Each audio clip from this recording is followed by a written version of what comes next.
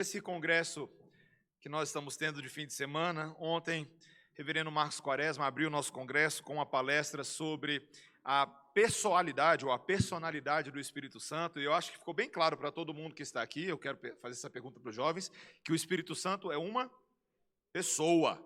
Nós não estamos falando de uma força abstrata, não é a força do Star Wars, né?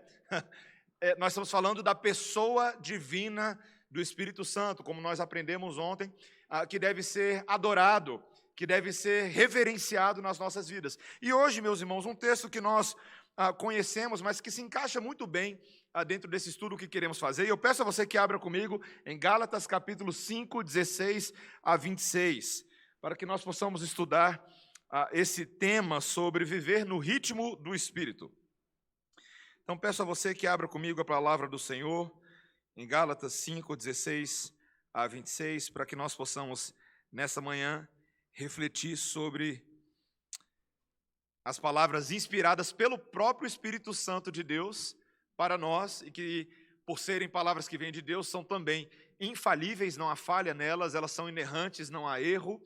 Elas, além de serem inspiradas, elas também são poderosas, eficientes e suficientes e capazes de cumprir a boa obra de Deus em nós. Então, o versículo 16 diz assim: digo, porém, andai no Espírito e jamais satisfareis a concupiscência da carne. Porque a carne milita contra o Espírito e o Espírito contra a carne, porque são opostos entre si, para que não façais o que porventura seja do vosso querer. Mas se sois guiados pelo Espírito, não estáis sob a lei.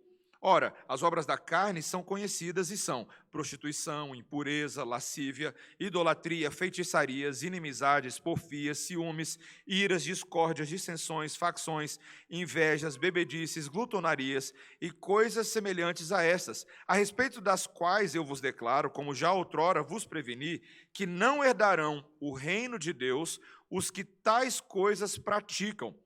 Mas o fruto do Espírito é amor, alegria, paz, longanimidade, benignidade, bondade, fidelidade, mansidão, domínio próprio. Contra essas coisas não há lei.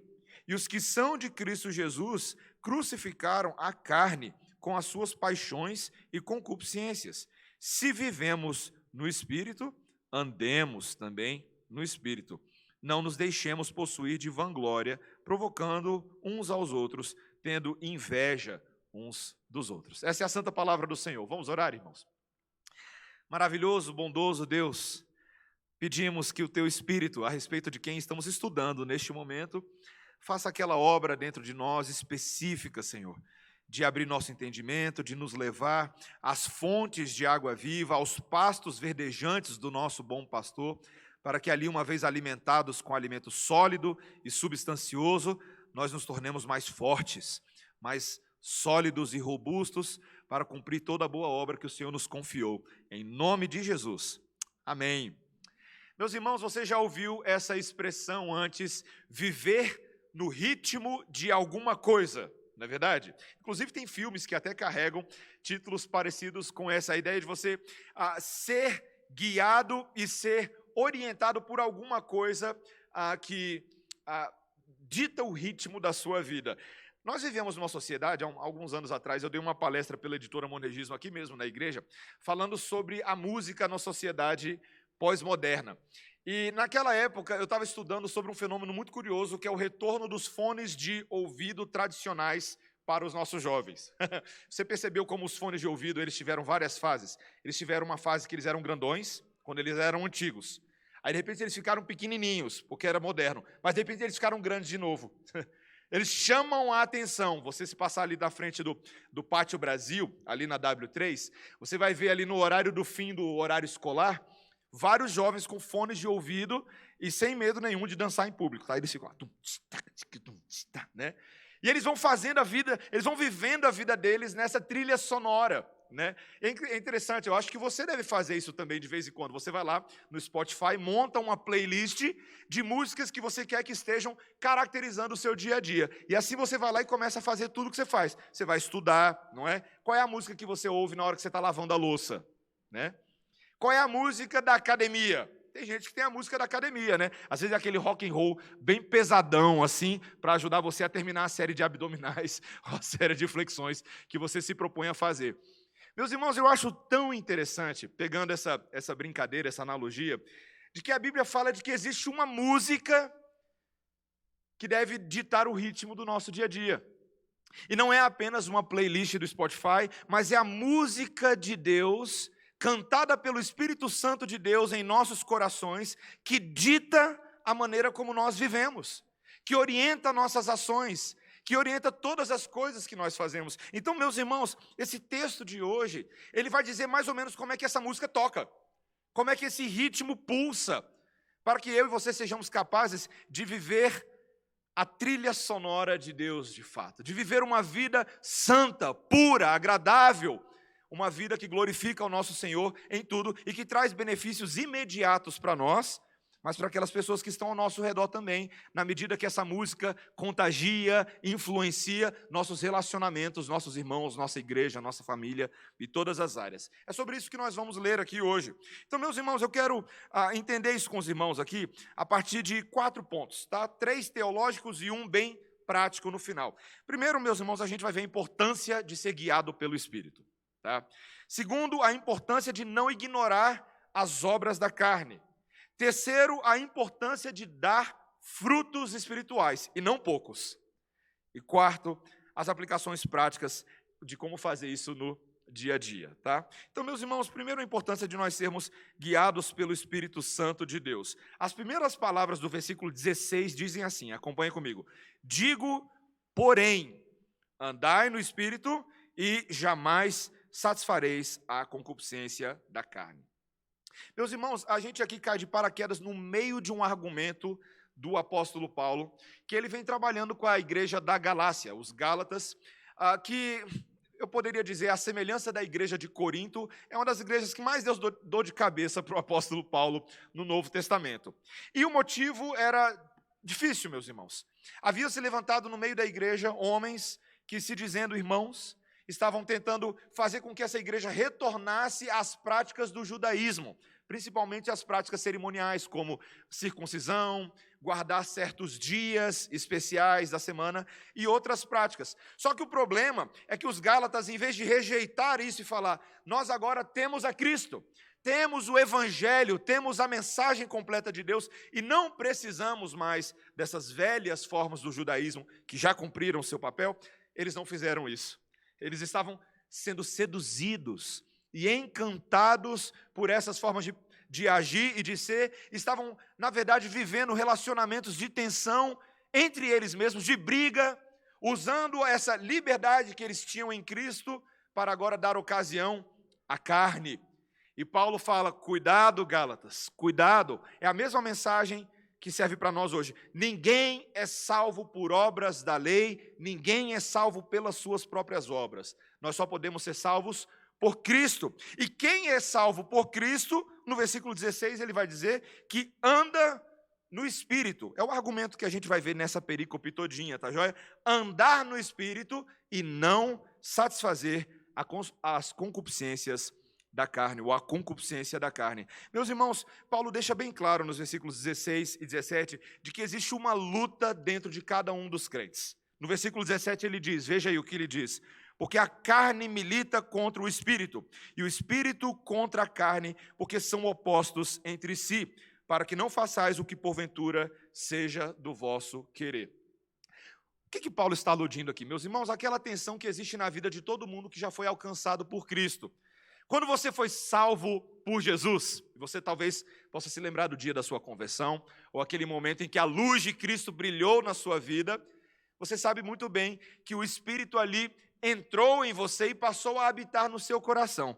Glória a Deus, meus irmãos, que eu e você não somos salvos por nada que nós tenhamos feito, mas porque Cristo cumpriu a obra na cruz e colocou o Espírito Santo da adoção no seu coração e no meu. É o que Paulo diz lá em Gálatas capítulo 8, Romanos capítulo 8, versículos 17 e versículo 18. Nós temos o Espírito Santo dentro de nós hoje, que é o Espírito que caracteriza a nossa salvação.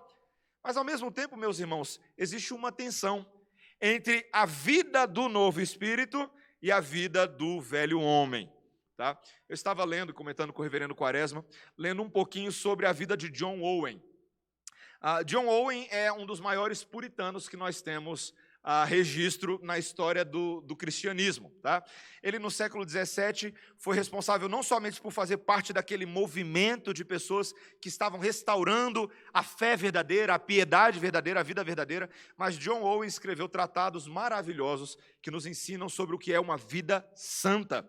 E num dos tratados mais famosos dele, que é justamente o tratado chamado A Mortificação do Pecado, e é um baita de um tratado, tá, meus irmãos? Em português a gente só tem a versão resumida, a versão de resenha para a prova, tá? Mas a versão original, ela é uma obra grande, na qual ele detalha essa luta que existe dentro de todo crente. Uma das coisas que ele fala nesse livro é que a verdadeira batalha espiritual não é aquela que se dá, como a gente poderia pensar, somente no âmbito de anjos e demônios, como nós falamos em Daniel na semana passada.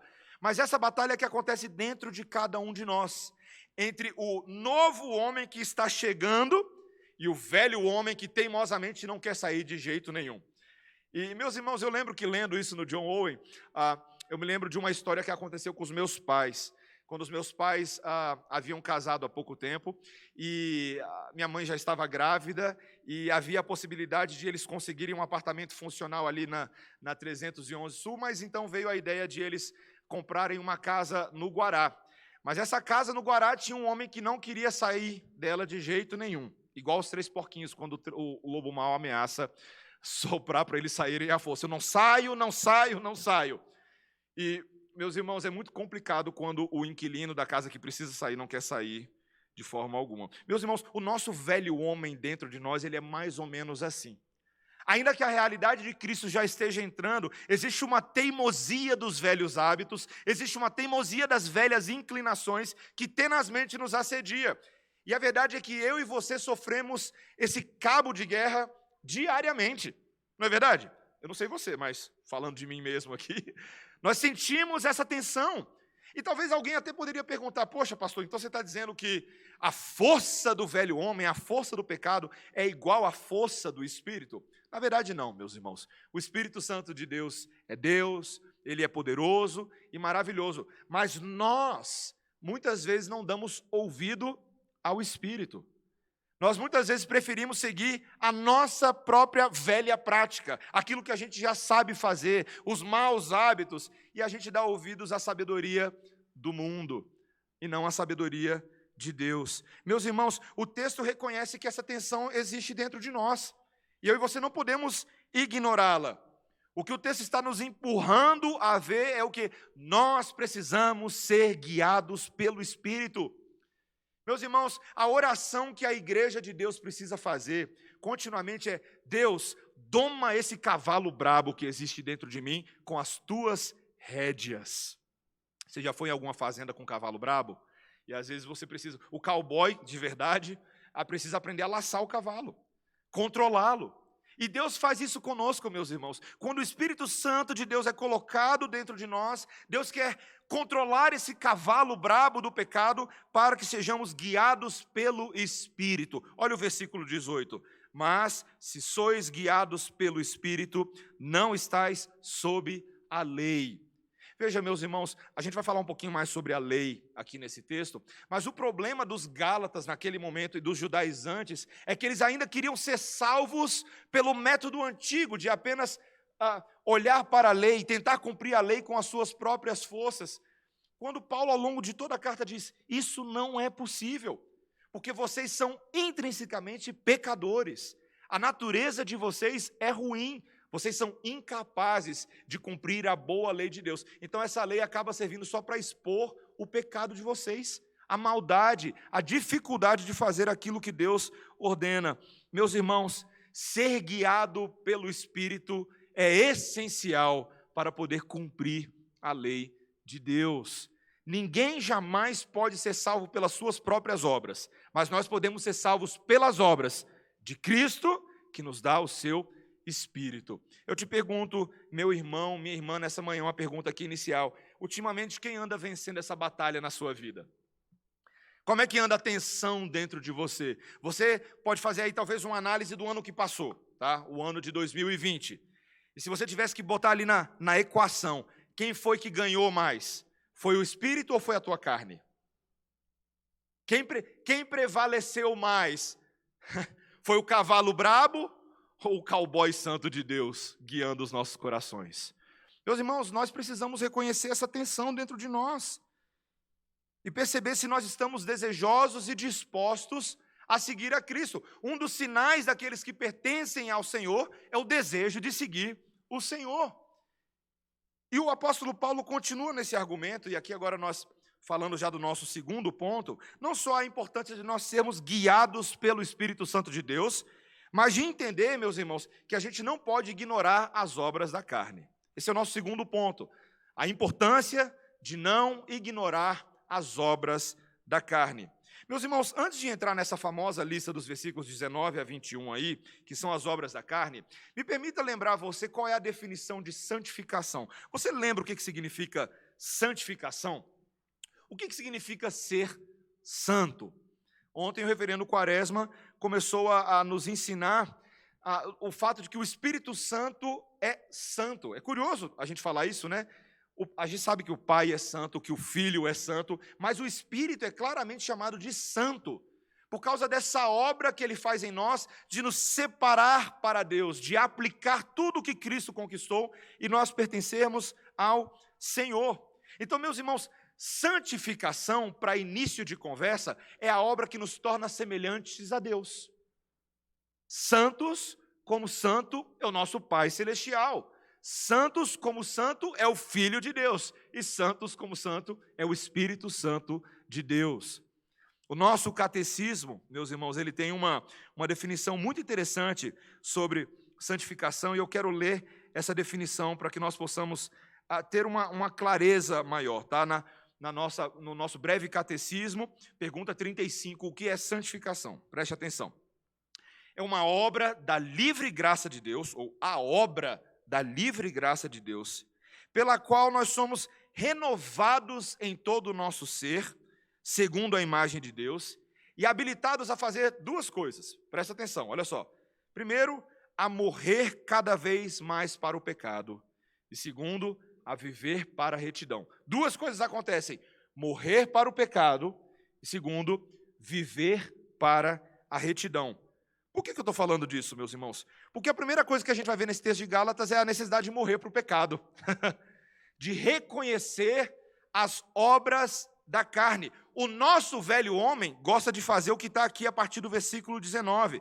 Acompanhe comigo e eu vou fazer aqui uma brevíssima exploração de cada uma dessas obras da carne. Olha o versículo 19, veja comigo. Ora, as obras da carne são conhecidas e são prostituição, impureza e lascívia. Veja bem que esses três primeiros pecados aí, meus irmãos, eles dizem respeito à natureza sexual de certos pecados. E veja, meus irmãos, talvez você possa perguntar, por que Paulo está falando desses pecados aqui específicos, né? Será que essas listas que nós vamos aqui ver são listas exaustivas que definem todas as obras da carne e todos os frutos do Espírito? Não, são problemas que particularmente essa igreja estava enfrentando. Paulo estava identificando as obras da carne que provavelmente os Gálatas estavam cometendo, e aparentemente eles tinham um problema na área de prostituição. É o primeiro que ele cita aí. O que é prostituição, meus irmãos? É a imoralidade, é a relação sexual ilícita. Lembra naquele sermão que eu falei lá em 1 Tessalonicenses 4? Prostituição não é só, talvez, aquela imagem que nós tenhamos daquela mulher que coloca o seu corpo à disposição comercialmente para outros homens. Isso também é prostituição. Mas prostituição é esse sentido mais amplo naquele mundo pagão em que as pessoas se emprestavam em relações sexuais ilícitas. Se você conhece um pouco da história do mundo grego nesse período, você vai lembrar que isso era uma coisa muito comum, inclusive na vida religiosa dos gregos. Haviam certos deuses, como por exemplo, você pode pensar em Afrodite e Baco e outros, que recebiam a adoração dos seus fiéis por meio de sexo, por meio de relações sexuais ilícitas. Aqui ele também fala não só de prostituição, ele fala de impureza, ou seja, toda a impureza de atos, palavras, pensamentos, ações, a lascívia, que é justamente a indecência. Estava conversando com um irmão e ele fez um comentário muito interessante. Ele falou assim: pastor, eu fico chocado hoje em dia que, na minha opinião, nós não estamos somente vivendo a época mais indecente de todas, foi a palavra que ele falou, mas ele falou uma coisa que eu achei muito interessante. Ele falou não só a época mais indecente, mas a época que as pessoas estão mais acostumadas com a indecência como coisa normal. Eu falei: meu irmão, eu concordo com você completamente.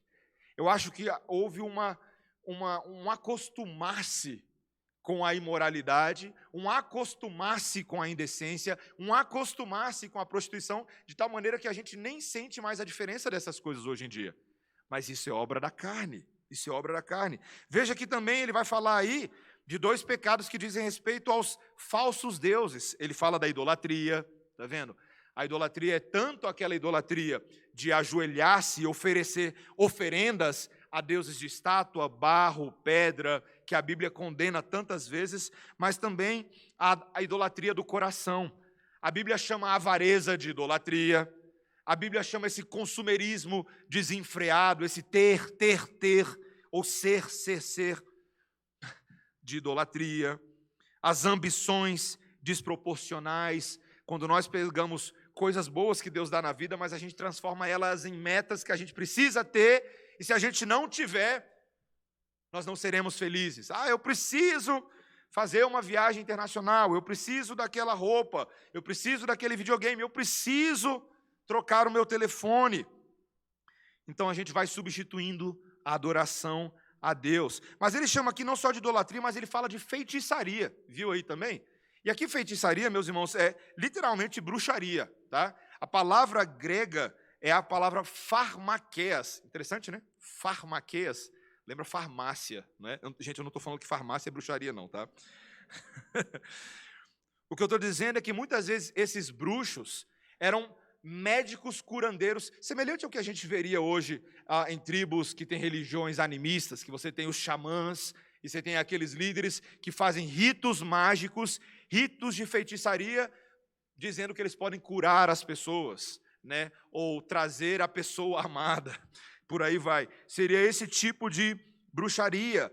Paulo fala, isso é condenável, nós não deveríamos entrar por aí. Aí ele vai listar agora 8 obras da carne de rivalidades. Olha, ele vai, literalmente, inimizades, né, que são contendas, porfias, que é uma palavra parecida, mas são essas rixas, né, pessoas rixosas e que disputam todas as coisas, ciúme, o medo de perder o que se tem.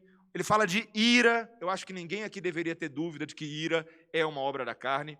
Inclusive, eu estava lendo um autor de aconselhamento bíblico, e ele diz que a ira nem sempre se manifesta só da maneira como a gente conhece, né? Muitas vezes você pensa que a pessoa irada é aquela pessoa explosiva, né? Igual aquele Taz, lembra do Taz, o desenho do Taz? Parece um tornadinho, né? Mas a pessoa irada nem sempre se manifesta assim. Muitas vezes a ira vem quando você come muito para descontar na comida, quando você vai substituir a sua ira por alguma coisa que você possa dar vazão, uma válvula de escape. Então, nem sempre a ira se parece ira, mas a ira está lá no coração. E a gente precisa identificar discórdias, dissensões, facções, invejas. Meus irmãos, ele vai falar aí da ausência de domínio próprio, quando ele fala de bebedices e glutonarias. Veja, a Bíblia não está aqui nesses versículos, meus irmãos, condenando necessariamente a bebida alcoólica, mas ela está condenando a falta de domínio próprio em relação à bebida alcoólica. Embriaguez é pecado.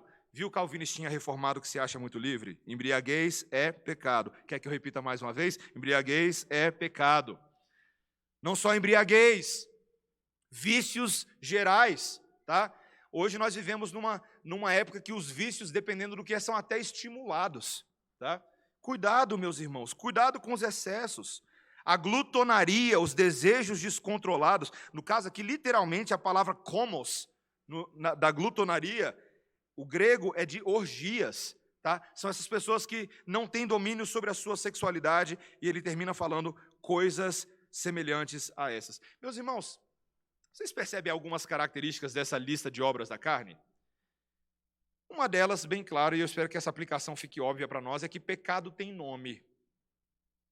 Viver pelo Espírito significa ser capaz de identificar claramente aquilo que não agrada o Espírito. De novo, olha só. Viver pelo Espírito significa identificar claramente aquilo que não agrada o Espírito. Meus irmãos, a vida cristã não é uma vida subjetiva, tá? Em que você fica tentando descobrir o que agrada o Espírito e descobrir o que não agrada o Espírito, tá? Tem muitas pessoas, meus irmãos, que acham que ser guiado pelo Espírito, e eu ouvi essa ilustração recentemente e achei muito interessante, tá? Tem muita gente que acha que ser guiado pelo Espírito é como se você estivesse assim, no ponto A e tem que chegar no ponto B, tá? Vamos supor que você tem que ir para uma outra cidade. E aí a pessoa fala assim, agora, o que você vai fazer? Confie no seu coração, tá? Confie no seu coração, e o seu coração vai te levar até aonde você precisa chegar. Vocês já pararam para pensar a quantidade de filmes e literatura que incentiva esse confie no seu coração? Né? E eu já falei aqui antes, não vou deixar de falar, que uma vez eu ouvi lá nos Estados Unidos um amigo falar isso mesmo, confie no seu coração rumo ao inferno. Porque o rumo do nosso coração enganoso, meus irmãos, só pode ser esse. Mas aquele que é guiado pelo Espírito, ele não vive uma vida subjetiva, ele tem um mapa. E esse mapa da palavra de Deus dá nome ao caminho e dá nome aos buracos. Você já viu lá no Waze? Eu sei que você já viu, né? No Waze você está lá dirigindo, e agora o Waze tem uma função maravilhosa, meus irmãos, que ele vai tentando mostrar para você onde tem buraco na rua. Já viu? E ele fala assim, ó, daqui a 500 metros tem buraco. Ó, daqui a 400 metros tem buraco. Alguém disse que daqui a 300 metros tem buraco. Rapaz, desacelera que daqui a 200 metros tem buraco. Furei meu pneu. Eu te falei que tinha buraco. Meus irmãos, a palavra de Deus, ela é como esse mapa de precisão. Eu falei que tinha buraco. Você não quis acreditar? Você achou que você viver com seu namorado daquela forma não ia dar em nada? Eu falei que tinha buraco. Ah, você achou que contar aquela mentirinha era só uma coisinha de nada? Eu falei que tinha buraco. Meus irmãos, o Espírito Santo de Deus nos ensina aonde chegar e como chegar. Como dirigir o nosso carro. As obras da carne precisam ser claramente identificadas. Eu e você não podemos fingir que isso não é verdade. E mais, meus irmãos, até porque o alerta da palavra de Deus é muito sério no versículo 21. Veja o que ele diz aí, acompanhe comigo, volta aí para o texto, no versículo 21, quando ele diz exatamente assim, no final.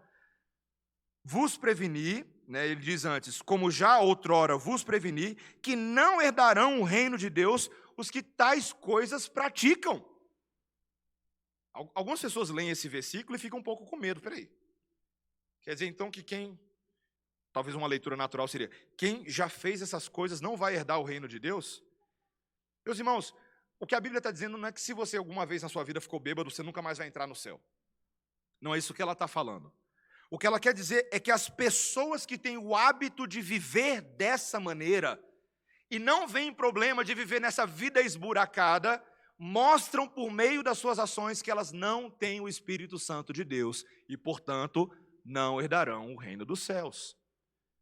Quem vive segundo as obras da carne, quem vive na prática do pecado e não vê problema nenhum com isso, sinaliza por meio dos seus frutos de que ela não tem o Espírito de Deus, de que ela não se constrange, de que nada faz diferença. Mas talvez, meus irmãos, o pior para nós não seja o ímpio que vive assim e a gente já sabe que ele não tem o Espírito, mas é o crente que tem o Espírito e apaga o Espírito. É o que se acostuma a viver nas obras da carne e fecha os seus ouvidos para o Espírito e fala, lá, não vou ouvir. E é crente vivendo como se fosse ímpio. Como o reverendo Augusto Nicodemos diz, é o ateu prático. É o ateu prático. É crente no nome, mas é ateu na prática. Meus irmãos, eu e vocês, nessa manhã, somos chamados por Cristo a não fazermos vista grossa para as obras da carne. Elas estão aqui na palavra, com clareza. E aí talvez você pense, poxa, pastor, mas é tão difícil. Meus irmãos, Jesus disse que o caminho seria estreito. É uma luta diária? É sim, meus irmãos. É uma fiscalização? É sim. E você não tem outra opção. John Owen, no seu livro A Mortificação do Pecado, ele disse algo extremamente importante. É necessário que você mate o pecado continuamente. Sabe por quê? porque se você não fizer isso, o pecado vai te matar continuamente. Ou você mata, ou você morre. Não tem neutralidade, meus irmãos. Essa é a batalha para a qual Deus nos chama a mim e a você nessa manhã. Pastor, eu te pergunto, há esperança? Meus irmãos, graças a Deus há esperança. Terceiro ponto do nosso sermão nessa manhã, versículos 22 a 24. A importância de dar frutos espirituais. Frutos espirituais. Meus irmãos, aqui nos versículos 22 a 24, que é a famosa seção dos frutos do Espírito, ou do fruto do Espírito, né? Aquela vida de virtudes que é caracterizado por um fruto, por uma ação do Espírito Santo, e eu preciso dizer que só isso aqui daria um sermão inteiro, tá? Reverendo Quaresma sabe muito bem que só esses versículos 22, 23 a 24 daria aqui um sermão inteiro, tá? Mas, meus irmãos, aqui a gente vai ver o outro lado daquela santificação. Se santificação, por um lado, é sermos habilitados para morrer para o pecado, o outro lado é ser renovados para a vida. Olha o macete, presta atenção no que eu vou falar. É o macete para você entender o fruto do Espírito, tá? Você nunca se torna santo apenas mortificando o pecado. Você se torna santo quando você substitui o pecado morto pela virtude viva. Vou repetir para você, tá? Você nunca se torna santo só mortificando o pecado. Não é só tirando as roupas do velho homem. É quando você substitui a roupa velha pela roupa nova. É quando você veste agora novas virtudes, nova vida. É quando você larga de fazer as obras da carne e passa ativamente a perseguir os frutos do Espírito. E aqui vem a lista, né, meus irmãos? Essa lista maravilhosa. O primeiro deles, de todos, qual que é aí na lista? Qual que é, gente? Amor. Eu acho tão fascinante que o amor seja o primeiro de todos os frutos. Porque, meus irmãos, o amor aqui não estamos falando apenas de sentimento, mas da resposta àquele que é amado de Deus. Quando nós somos amados por Deus, nós amamos. Nós só amamos porque Ele nos amou primeiro. É o amor da cruz que caracteriza o amor do Espírito, meus irmãos. Amar é justamente o maior das três virtudes do amor, da fé e da esperança, no sentido de que o amor de Deus habita em nós. Ele guia todas as outras virtudes. Ele é o cabeça de todas as outras virtudes. Por exemplo, qual que é o segundo fruto do Espírito aí? Qual que é? Alegria, certo? Alegria, nesse caso, também não é só sentimento, certo? Não é igual o meu filho Daniel, quando a gente agora, o Daniel está com 9 meses, né? E aí quando a gente dá um brinquedinho agora colorido para ele, ele aprendeu a fazer duas coisas, né? Ele bate palminha, né? E ele dá tchau. Eu não sei porque ele dá tchau para a gente quando a gente dá um brinquedo para ele, né? Não sei se ele quer dizer assim, tchau, eu já tenho meu brinquedo, agora eu vou me divertir, você pode sair, né? Meus irmãos, a alegria que não é só reação diante de uma coisa gostosa que você come, ou de um livro maravilhoso que você lê, é a alegria que vem do amor.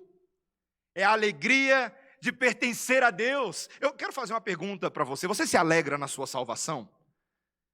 E isso caracteriza a alegria nos seus relacionamentos? Você é uma pessoa alegre porque você entende que a Bíblia manda se alegrar como mandamento. Alegria como imperativo. Alegrai-vos. Outra vez vos digo, alegrai-vos. Filipenses capítulo 4. Meus irmãos, a alegria como fruto do Espírito é mais do que um sorriso no rosto. É justamente aqui eu vou ler o que o Hendrickson diz. Alegria é a certeza de que todas as coisas cooperam para o bem dos que amam a Deus.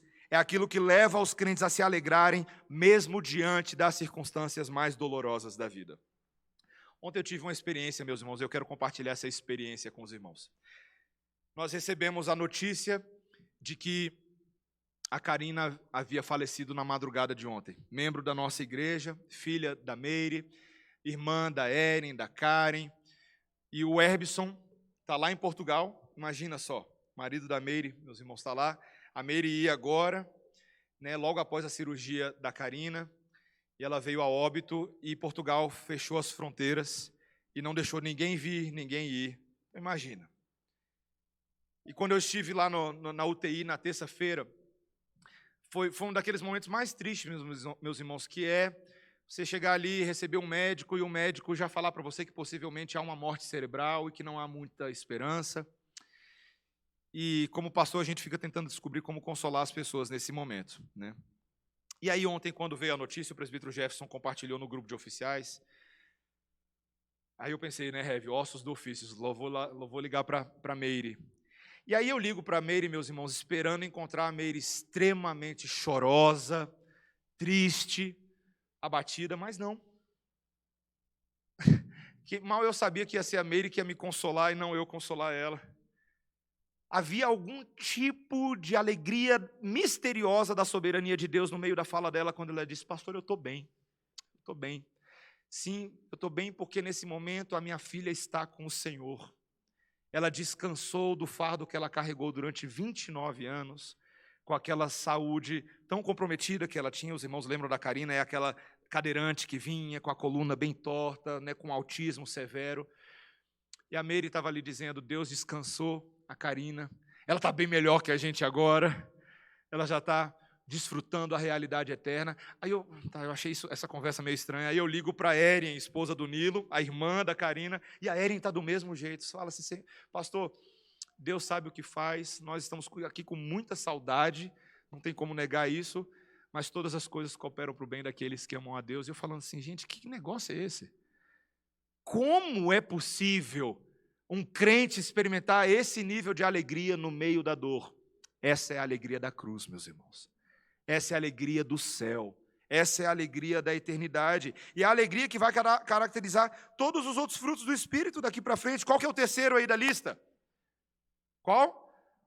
Paz. Que paz é essa, meus irmãos? É só a paz momentânea? Não.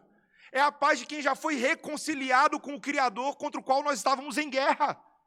É a paz da justificação pela fé que gera paz em nós. E assim gera paz nos nossos relacionamentos. Eu aprendo a viver em paz, porque a maior de todas as guerras foi resolvida. Qual que é o quarto fruto, meus irmãos? Qual que está na lista? Longanimidade. Quem é alcançado pela cruz de Cristo é paciente, é esticável. Igual o nosso Senhor Jesus Cristo lá naquela cruz com 2 pregos ali. Nós aprendemos a ser pacientes em favor dos pecadores. Deus é paciente conosco, não é verdade? Você já parou para pensar o tanto que você testa a paciência de Deus? Esses dias minha esposa fez uma fala, essa fala eu não vou falar.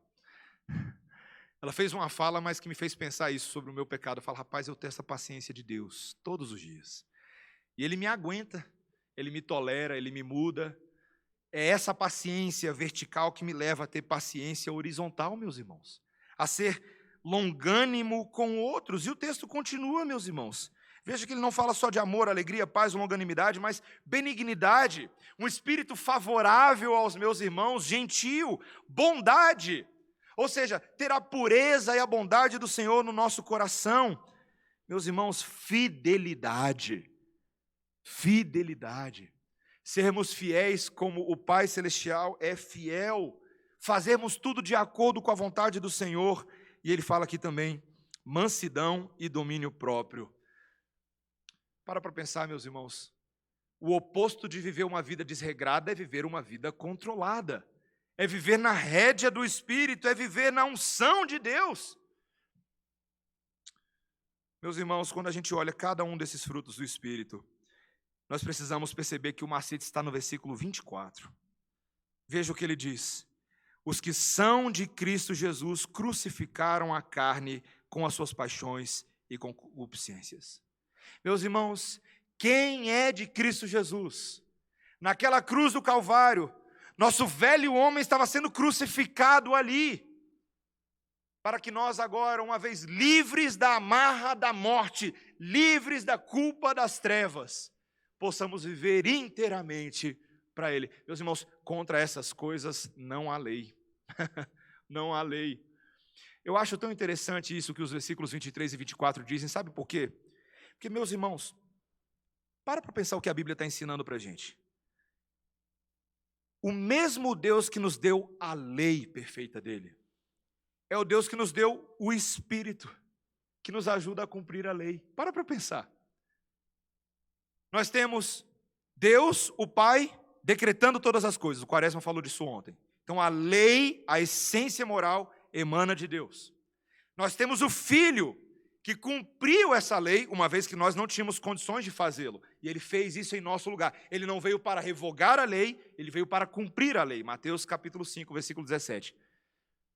Mas agora, meus irmãos, nós que estamos em Cristo, temos agora também o tutor, o Espírito Santo de Deus, que dia após dia nos ajuda a mortificar o pecado e a cumprir a lei. Meus irmãos, que alegria, né? Eu lembro que uma das coisas que me ajudou a passar no vestibular da UNB, e eu sou eternamente grato a Deus por isso, foi não apenas porque eu tive um bom cursinho, mas tinha um tutor de física lá, um cabrinha chamado Silas.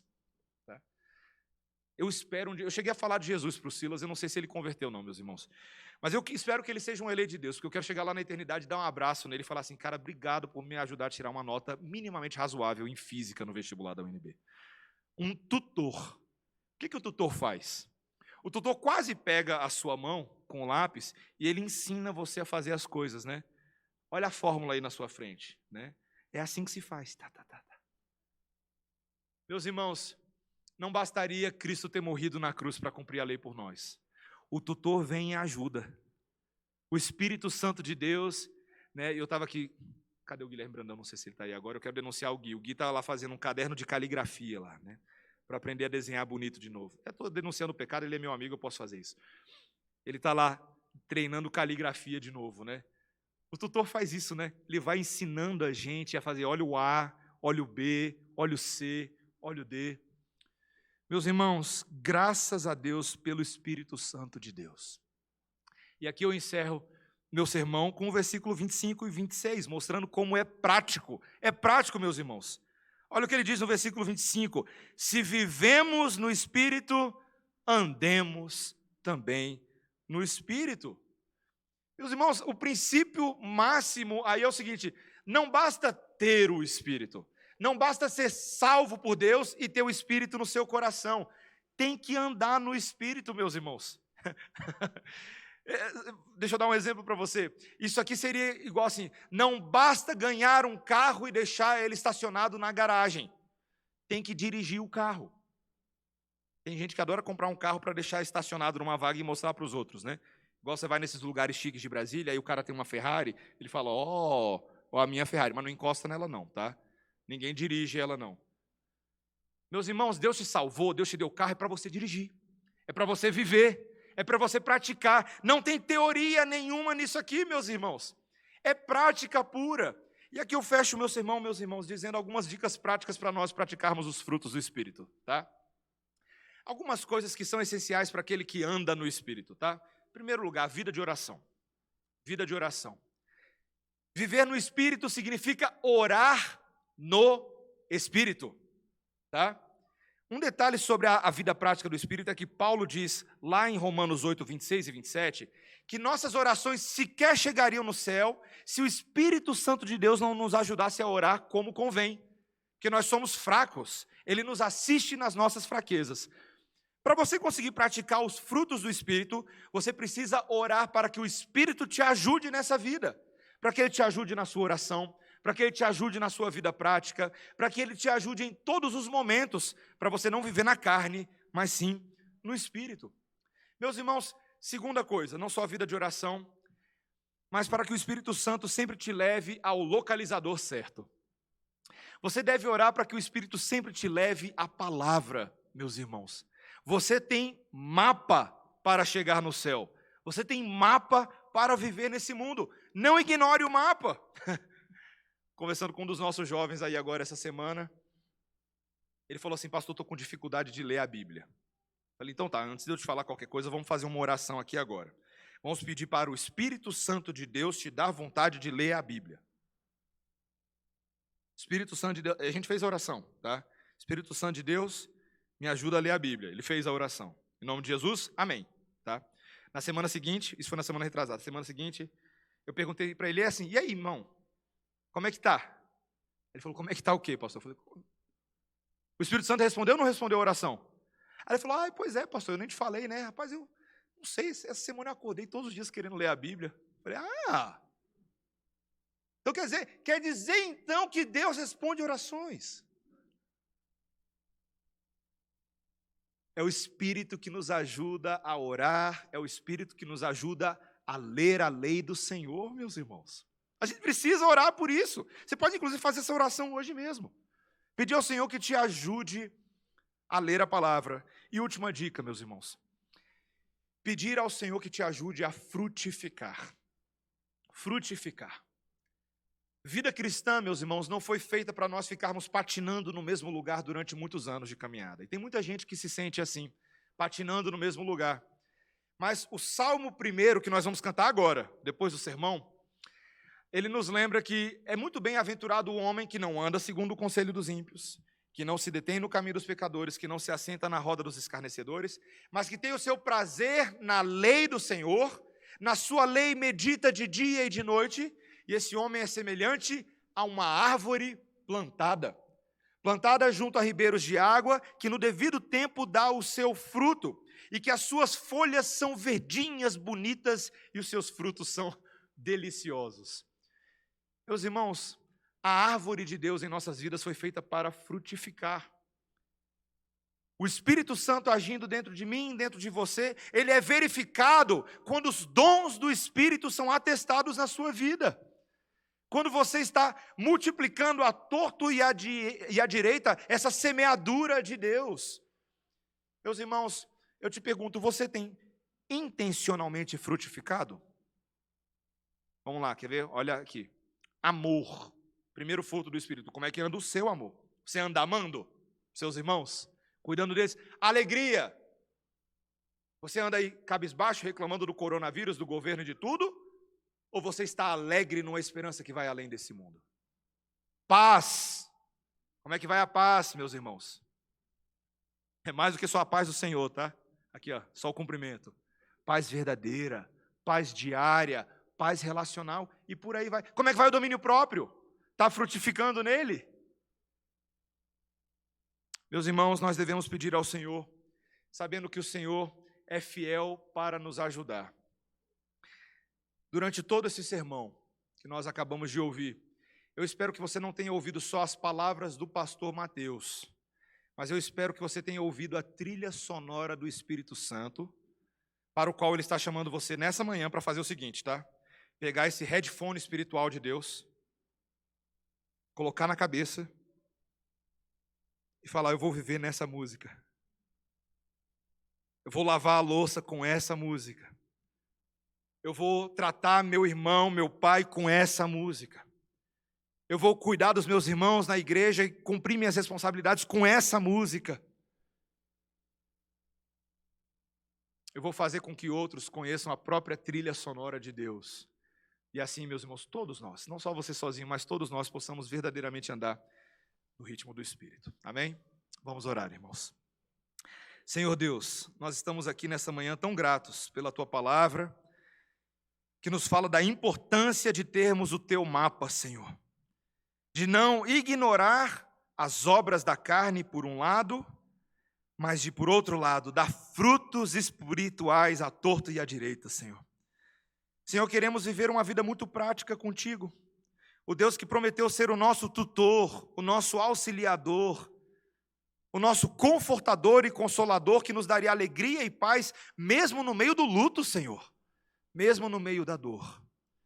Senhor, ajuda-nos a termos uma vida assim. Essa trilha sonora é tão superior às outras, ó Pai.